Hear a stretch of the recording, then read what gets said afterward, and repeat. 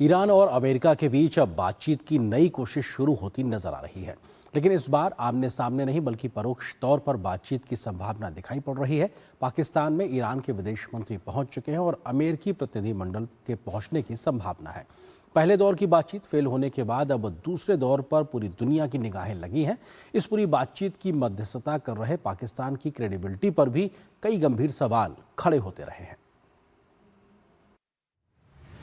मध्य Asia में बढ़ते तनाव के बीच ईरान और अमेरिका एक बार फिर बातचीत की राह तलाश रहे हैं। हालांकि इस बार दोनों देश सीधे नहीं बल्कि बिचौलियों के जरिए संवाद कर सकते हैं। ईरान का प्रतिनिधिमंडल इस्लामाबाद पहुंच चुका है, जबकि अमेरिकी दल के भी वहां पहुंचने की उम्मीद है। ईरानी विदेश मंत्री अब्बास अराघची के पाकिस्तान पहुंचने के कुछ ही समय बाद ही उनकी सरकार ने स्पष्ट कर दिया कि इस यात्रा के दौरान अमेरिकी सरकार के प्रतिनिधियों के साथ कोई सीधी बातचीत नहीं होगी।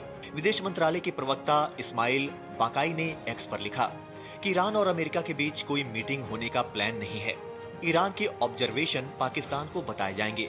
मतलब साफ है कि अमेरिका के साथ सीधी बातचीत के बजाय ईरान अपना पक्ष पाकिस्तान को बताएगा और दोनों पक्ष पाकिस्तानी बिचौलियों के जरिए बातचीत कर सकते हैं।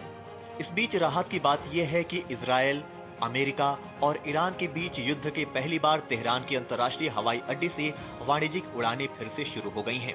हालांकि हालात अभी भी तनावपूर्ण बने हुए हैं। ईरान ने होर्मुज जलडमरू मध्य को बंद कर रखा है, तो वहीं अमेरिका ने ईरानी बंदरगाहों की नाकेबंदी कर रखी है। अमेरिका और ईरान ने हमला कर एक दूसरे के जहाजों पर कब्जा कर लिया है। यानी एक तरफ बातचीत की कोशिशें तो दूसरी तरफ बढ़ता टकराव। पहले दौर की बातचीत फेल होने के बाद अब दूसरे दौर पर पूरी दुनिया की निगाहें लगी हुई हैं। बातचीत की मध्यस्थता कर रहे पाकिस्तान की क्रेडिबिलिटी पर भी कई गंभीर सवाल खड़े हो रहे हैं।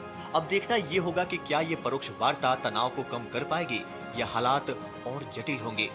Bureau report, DD news.